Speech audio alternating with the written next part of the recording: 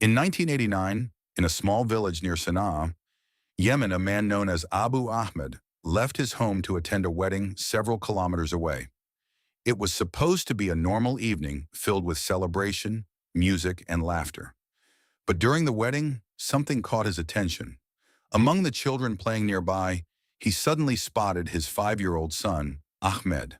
The sight shocked him. Ahmed wasn't supposed to be there. His father had never brought him to the wedding.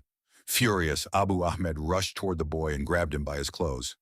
"How did you get here?" he demanded. "I followed you," Ahmed replied innocently. Angered by the answer, his father dragged him away from the wedding and took him to the beginning of a dirt road leading back toward their village. "Go home to your mother," he ordered before turning around and returning to the celebration. The little boy obeyed. Alone in the darkness, Ahmed began walking. But somewhere along the way, he lost his sense of direction. He wandered between mountains, rocks, and trees, growing more frightened with every step. Eventually, exhausted and terrified, he fell asleep in the wilderness. When he woke up the next morning, he had no idea where he was. He continued walking. Another day passed, then another. Hungry, thirsty, and completely lost, Ahmed finally reached a distant village. The villagers noticed his condition immediately. They tried to identify him, but the frightened child knew very little about himself. "My name is Ahmed," he told them. That was all. In 1989, there were no smartphones, no social media, and very limited communication between distant communities. Finding his family seemed almost impossible. Eventually, a bus driver traveling toward the Al-Jawf region offered to take the boy with him. The driver delivered Ahmed to a respected tribal sheikh, believing the man would have a better chance of locating the child's family. The sheikh reported the case to local authorities and promised to care for Ahmed until his relatives could be found. Days turned into months. Months turned into years. No one came. No one claimed him. As time passed, the sheikh began raising Ahmed as one of his own. The young boy learned hospitality, tribal customs, leadership, and conflict resolution. He sat beside elders during important meetings and listened to discussions involving families, tribes, and community disputes. By the time he reached his teenage years, Ahmed had become wise beyond his age. People respected him. They trusted his judgment. Eventually, the sheikh began sending him to represent him in important matters. Ahmed's reputation grew throughout the region. To many people, he appeared to be the sheikh's own son. Years later, Ahmed fell in love with the sheikh's daughter. After receiving the family's blessing, the two married. A few years later, they welcomed a son of their own. From the outside, Ahmed seemed to have everything: a respected position, a loving wife, a family, a promising future. Yet one question never stopped haunting him. Who were his real parents? One day, his wife suggested appearing on a popular Yemeni television program that specialized in reuniting missing people with their families. Ahmed agreed. The television crew filmed his daily life, his work among tribal leaders, and the respect he had earned throughout the years.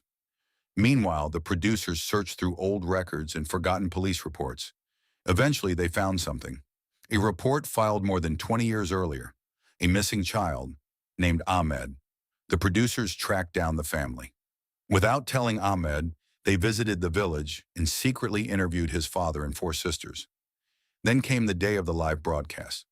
Ahmed sat in the television studio, unaware of what was about to happen. The host smiled and said, "Ahmed, we found your family." The room erupted with emotion. Ahmed broke down in tears. Soon afterward, accompanied by tribal leaders, friends, and the television crew, he traveled to the village where he had been born. When they arrived, they stopped in front of a small, humble house. The door opened. An elderly man stepped outside. It was his father. More than 20 years after losing each other, father and son embraced. Both men cried. The crowd cried. Even viewers watching at home were moved by the emotional reunion. But as the celebration continued, the atmosphere slowly began to change. The television host asked Ahmed's father about his life. "What was your profession?" he asked. The father answered honestly, "I used to work as a barber." Then the host asked about his daughters. The father explained that his daughters earned money by singing at weddings and celebrations. According to the story, certain tribal traditions at the time looked down upon those professions. The mood in the room shifted immediately. Some of the tribal leaders who had accompanied Ahmed appeared uncomfortable. What had begun as a joyful reunion quickly became complicated.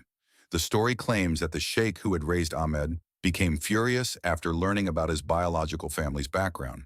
Soon afterward, Ahmed reportedly lost much of the status and support he had built throughout his life. His marriage collapsed. His position disappeared. The life he had spent decades creating began falling apart. After finally finding the family he had searched for his entire life, Ahmed found himself isolated and broken. The man who once sat beside tribal leaders was suddenly alone. According to the account, he spent his final days wandering from place to place, sleeping wherever he could. Then one day, tragedy struck. Ahmed was reportedly found dead after being shot under mysterious circumstances. His killer was never publicly identified. And just like that, the story of a little boy who became lost on a dark road came to a heartbreaking end. A child who spent more than 20 years searching for his family finally found them. But the truth he had spent a lifetime chasing ultimately destroyed everything he had built. Sometimes the answers we seek most desperately are not the answers we are prepared to find.